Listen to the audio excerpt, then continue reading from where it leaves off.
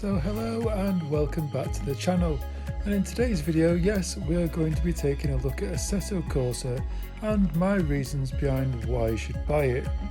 Now, in numerous lobbies and on Facebook, there's been the question time and time again, is it worth buying Assetto Corsa? Now, recently someone mentioned that it was on offer in the store or game store or on the Xbox store for $9.99. But recently I've had a little look and I think it's still at £31. Anyway, should you buy Assetto Corsa or not? Obviously you could probably pick it up cheaply from game store or any second-hand store, pre-owned, and in all fairness it is definitely worth picking up.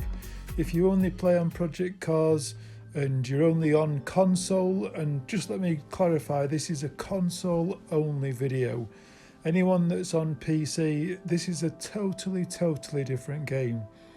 As you can see from the menus there's what's called special events, and for this section I just want to run through what's actually in this game, and it is very limited. And just in the background you can see, as we're going through, all the events that are available in this special events area, and whether you can actually register these times and compete with friends is probably an out and out no.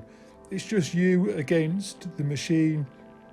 You get either a gold, silver or bronze rating for each event, as depending on how fast you've been able to complete it or how many points you're able to rack up during drifting, etc. But under no circumstances is this an online event that you can do with your friends. This is just within the game itself, something that's totally offline.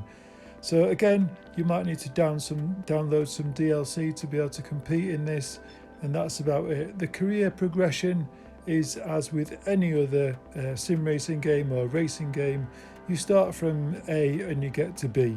How you choose and where you choose to start within that career progression is totally up to you, but it's just the career progression and that's it.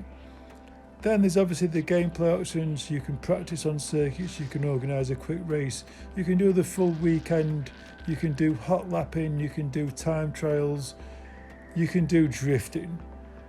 These aren't online features, so they're just part of any racing game. And then you've got the online section. Now this is Sunday afternoon that I'm filming this, and as you can see from the servers, there's quite a few lobbies to choose from. This is probably just as busy as Project Cars 2 on a weekend. So there's plenty of races to be there to be had. This is on Xbox One X, so there's plenty of choice there. Moving on to the tracks within the game. Obviously let's go back to square one, and obviously you've got numerous GP circuits, and it's nice to see that they've got a couple of road courses in there, Black Cat Country or County, and then you've got obviously back to proper circuits again. We've got some highlands around Scotland, short drift modes, long modes, then you've got Laguna Seca, Monza, some of the old sections of Monza, Mugello, the Nordschleife obviously that features very heavily within this game, and which I'll get onto later. The tourist section of the Nordschleife is brilliant. You've got the Nürburgring, you've got the Red Bull Ring, we've got Silverstone. Carrying on, we've got Spa, we've got Villelenge and Zandvoort. So there's quite a few tracks, but nowhere near as many as you're going to get on Project Cars 2. Looking at all the cars that are in the game, obviously we'll go back to the start. We've got numerous versions of the R-Wraith. Quite why you've got so many of these, it really does annoy me. This is something that you used to see on Forza. Numerous versions of exactly the same car over and over again. Numerous versions of the Audis. Obviously some of these Audis you've got to download DLC wise. Different BMWs, some of the really nice ones as well, the old school models, and obviously the M3, which doesn't feature particularly in Project Cars, so that's quite nice to have in there. You've got some of the old cars coming through as well in the Ferrari range, and very nice to see some of the Formula 1 models in there as well. Looking at obviously the mainstream cars are going to be in there. Some Lotuses. There's definitely some Lotuses in there. There's numerous ones that you can pick from there, but just letting you go through these ones.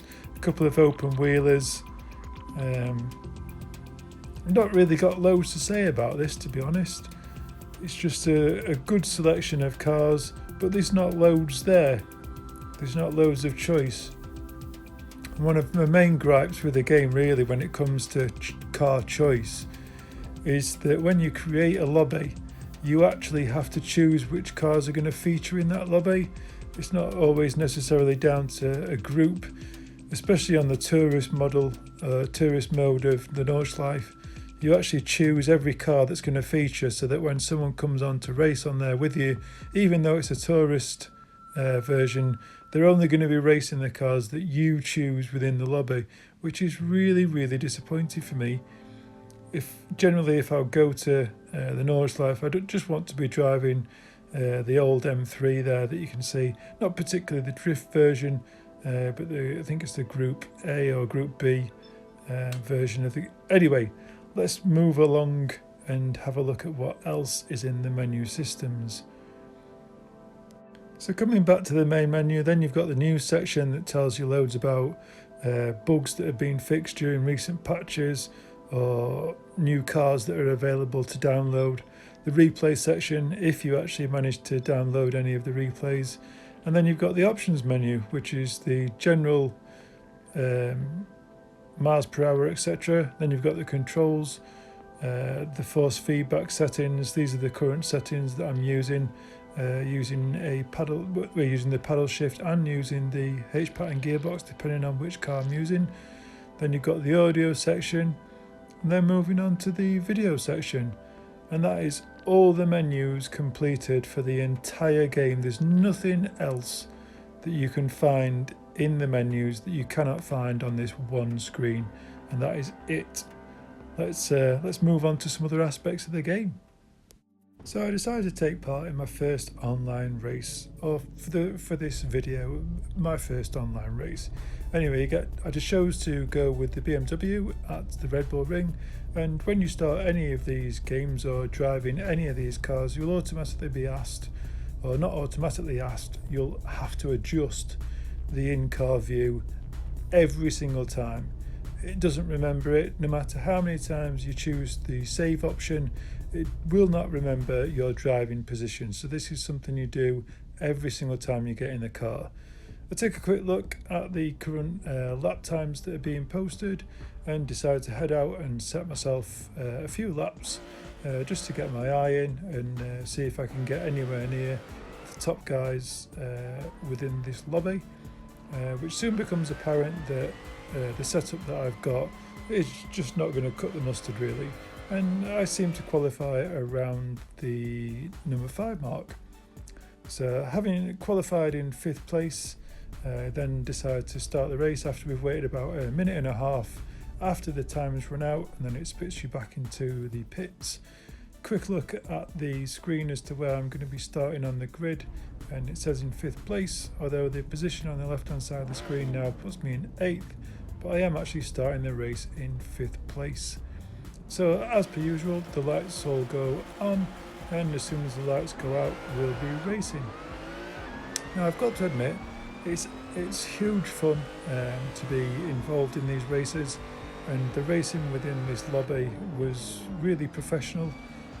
Everyone was going about their business as a driver to their best abilities, and it was a really, really uneventful race. Not that that's a problem at all. It was really close. Obviously everyone was putting in their lap times, and everyone that qualified in the position that we're in was obviously able to keep that position. Initially I'd qualified with hard tyres on and chose during the setup to go with a medium tyre, which obviously gave me a little bit more help getting or maintaining a better lap time, and I managed to stay in this 4th place throughout the entire 7 laps. So once the race was completed, there's obviously the obligatory cool down lap where everyone gets to just cruise along and flash the lights at everyone, do a couple of donuts and just acknowledge the fact that whether you've had a good race or not. So eventually it spits you back at the pit lane and you get to have a little look over the lap details, where you came during the race, who set the fastest lap times and whatnot. And then obviously you're going to want to have a little look at that replay and see all the action. No, there's no option to watch a replay. There's no options to watch any replays within any online race. This was another race that I had to do during my own event, where it's literally just me on the circuit with lots of other AI cars doing, I think I'd set this to a 5-lap race, and it only manages to save 3 minutes of a replay when you take part in any race that you feature in. I mean, come on, it's barely even 2 full laps, and looking at these beautiful replays, they really are something special. Whether they're actually running at 60 frames per second, I'm not quite sure. Project Cars 2 still only manages to run 30 frames per second when you're watching back a replay. But come on guys, there's so many sim racing games out there that are managing to be able to record full race replays from online races, and they really are a massive feature these days when it comes to online content or YouTube channels, or just sharing events from happenings during a race. There's always those videos on Facebook groups where, you know, can you have a look at what happened during this race, especially from the iRacing series. There's always a huge amount of videos that feature things that happen during a race, but they really are some lovely camera angles as well. I don't particularly cycle through any of them during this replay, but some of the static camera positionings really do look quite nice. But it was a real disappointment to see, after having done a good close battle online race, that there was no replay. So moving on from this, let's take a little look at what Assetto Corsa is good for, and it is good for it so much.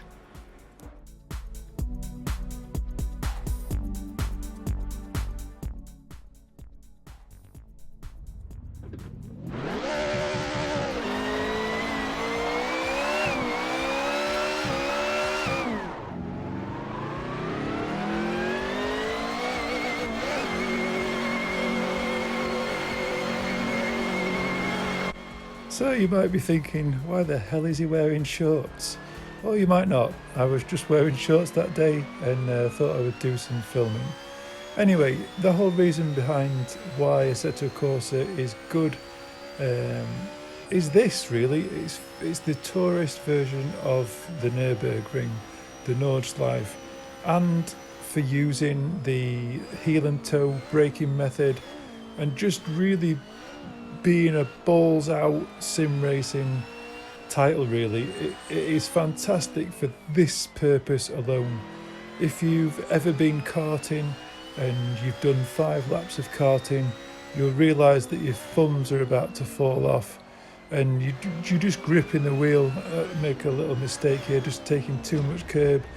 It's one of the things that's just brilliant about it. There's no gimmicks, there's no driving's easy. This is hard work when you're driving like this. I mean, for me, I'm a novice when it comes to the heel and toe method, braking with the right foot whilst just hovering over the accelerator to try and level the throttle between gears. It's a very demanding technique, obviously using the clutch pedal as well to change gears, and you really are putting a lot of mental strain on yourself just driving like this. If you're not used to driving like this and you're used to just using the paddle shifts, this is a real exercise in timing. That's all I can put it down to, just good timing. Obviously you're trying to balance, you're trying to brake hard, and then you're blipping the accelerator whilst also changing gear and trying to match the revs as you merge from one gear into the next, so that you're not locking out that rear axle. and it really does take a lot just to hold on to the wheel. I mean, I've got the force feedback set quite high using my Fanatec equipment. I know a lot of people say that using Fanatec equipment with a console is just wasting it, but I totally disagree with that. Obviously the whole goal is to move to PC at some point, but you can get a lot of use out of the equipment that I've got while still using a console. Eventually the move is to PC, but for now I'm just racing on console. But the amount of enjoyment that I get just from going around this circuit, trying to go out or trying to go as flat out as possible whilst practicing using these gears.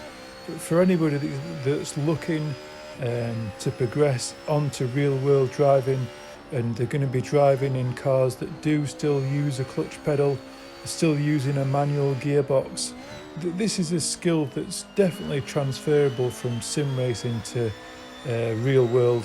I know there's a lot of people that will probably disagree with that, but these are the things that allow you to practice within a sim racing environment, rather than doing it out and out on the circuit.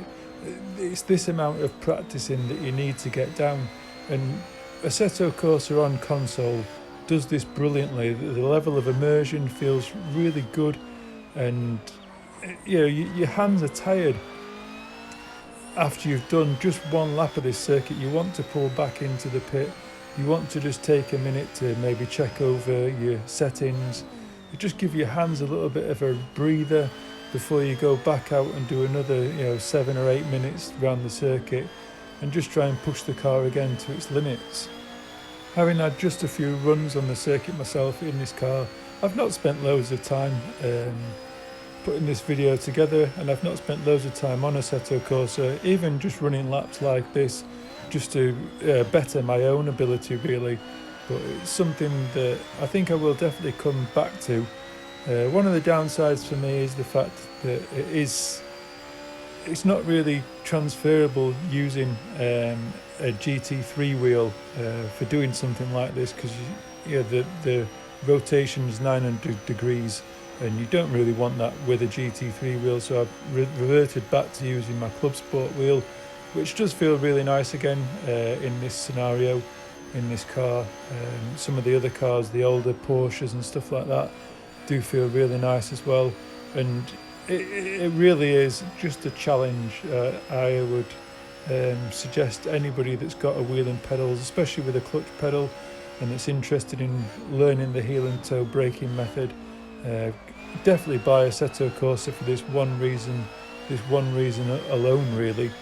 As I imagine if you get a few of your mates to create a lobby and you're all running on the tourist version of the Nordic life, you can have a really fun day out just setting lap times and trying to better yourselves. Obviously you're not going to get that replay. The only good side for doing it like this, just yourself on the circuit, you can watch those replays, you can record the full lap. I'm not even sure how long the replay you can record, but I think I recorded about 12 minutes worth of replay. It was quite happy to look back on. I'll put that at the end of this video. There are some really nice camera positions, like I mentioned earlier. I really do love the static version. It just gives that aperture and different focus as the car moves across the circuit. But yeah, I'll leave this with you, let you watch the rest of the lap. I do cock it up a little bit further along, but it really is a challenge to drive around this circuit, especially if you're like me, you don't do this sort of driving very often. I'm used to just using the paddle shifts really. I never really use the clutch pedal, and I often wondered why I'd spent so much money on my inverted pedals, but definitely using them in this environment. Thoroughly enjoyed driving using Assetto Corsa on console for this sole purpose. So I'll leave you with the rest of the video. I'll let you watch the replay, and if you have enjoyed the video, it's just having a bit of a crash there. If you have enjoyed the video, please do hit that subscribe button and tap that bell icon and the thumbs up. And like I've mentioned time and time again, especially for the Project Cars community, if there are any track and car combinations you'd like me to cover in future videos, please do put a comment in the comment section. And if there's anything that sparked your interest regarding this video itself, please do write a comment in the comment section. I do try and get back to all the comments, but they don't always come up with the notifications, so if I've spent a while between getting back to you, it's because I've not seen the comment come up. So as we're getting towards the end of this lap, just running through the last section of the carousel and coming out onto this final section of the circuit.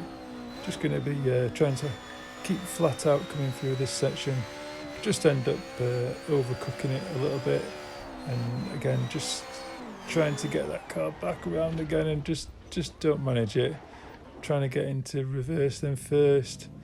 But it really is, I thoroughly enjoyed running around with the manual gearbox and trying to better myself with the clutch and brake and everything.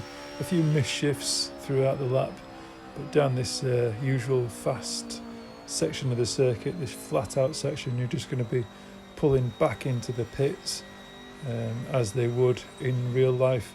I've never visited the Nordschleife, a few friends that have, but I'm sure at this stage the adrenaline's just pumping and just pull back into the pits, come back to normality. But yeah, thoroughly think this is a really good aspect of the game. Thanks for watching. I hope that's given you a better opinion of whether to purchase Assetto Corsa or not, and hopefully you've enjoyed the video. But as always, until next time, ciao for now.